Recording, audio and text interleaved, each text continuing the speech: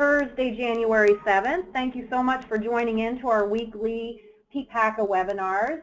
For those of you that are new to this format, we've been running these webinars going on 3.5 years now, believe it or not. And the format really was created to get your questions answered, learn of all of the changes that come in each day, and give you a place where you can get your questions answered in an open forum sort of venue.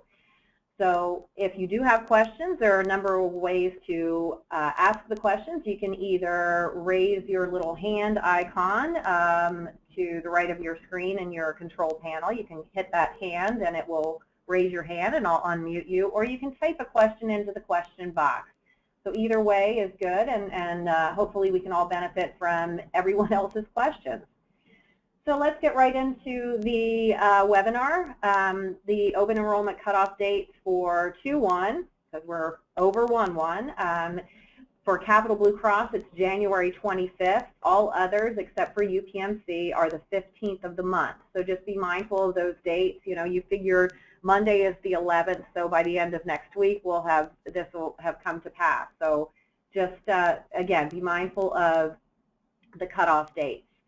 And as far as status updates, we are working through them. The carriers are giving us a great bit of heartache and stress because we're trying to get through all of them. They're really behind in processing. You should have received a lot of CBC statuses yesterday. There will be more going out today and possibly even by Friday or at the latest Monday of next week. So, as we get them in, we're turning them around. We're also working through any Aetna statuses, Highmark statuses, NEPA, etc. So we're getting them as quickly as we can. I know that it's the 7th of January and everyone is out there worrying about making those payments, and when they call the carriers, they're being told that they don't have the applications, which is frustrating for all of us. And unfortunately, the only thing we can do is if the application is lost at the carrier, resend it, or just keep working through the statuses, which we're doing. If you do have pressing cases that you want to receive statuses and you've not done so already, if you want to just email your new business specialist with that information, we can work through those and see what we can do to get you some answers. So the next bullet point, problems that you should know about, Aetna/Coventry for the 1/1s. So what's been happening is when we're calling in for statuses, we're being told that the application is terminated. And it's a systems issue, and what happened was some of the 1/1s from the FFM, the marketplace, are sending out a bill and immediately being terminated. So what Aetna and Coventry have decided to do is make the insured call back in, and they'll correct it and issue them for 1/1. But of course, this is a real big pain in the butt, as we all know. So I'm trying to work through them and see if they can do it themselves. They originally said no, but at this point, they need to correct it.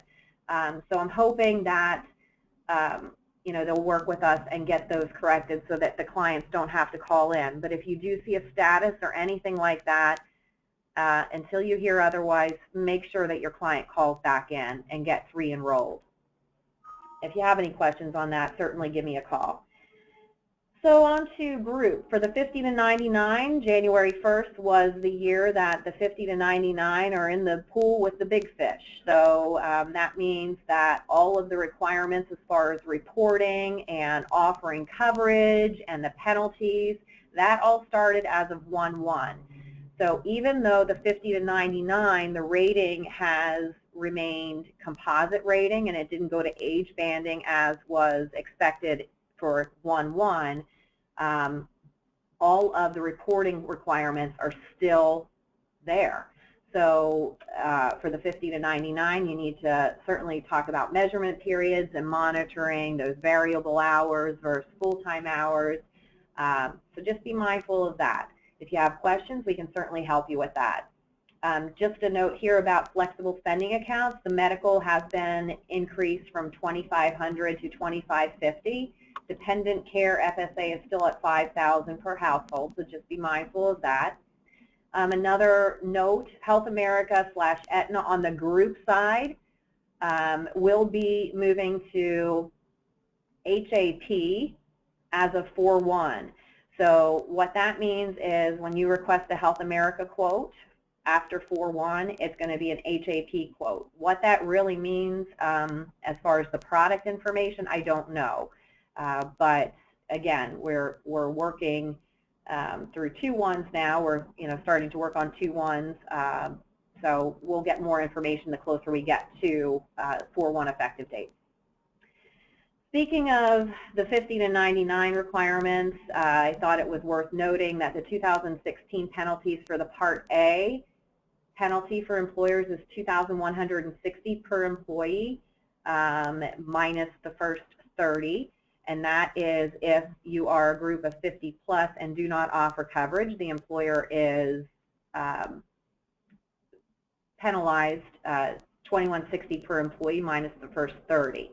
Part B is if any one of those employees goes to the marketplace and gets a subsidy, that penalty is now $3,240.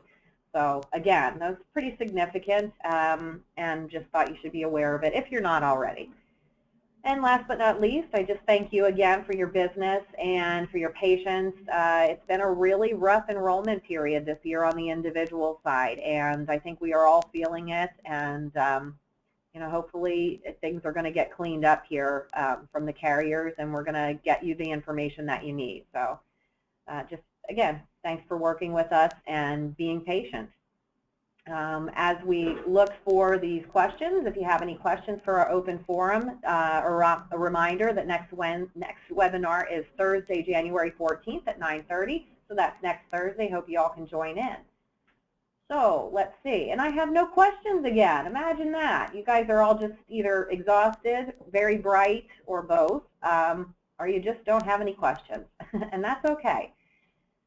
Well, and then I'll just sign off and say thank you again for everything that you do for us and your loyalty to URL and the business that you do send to us. So I wish you all a great day and a great weekend. Enjoy your day. Bye.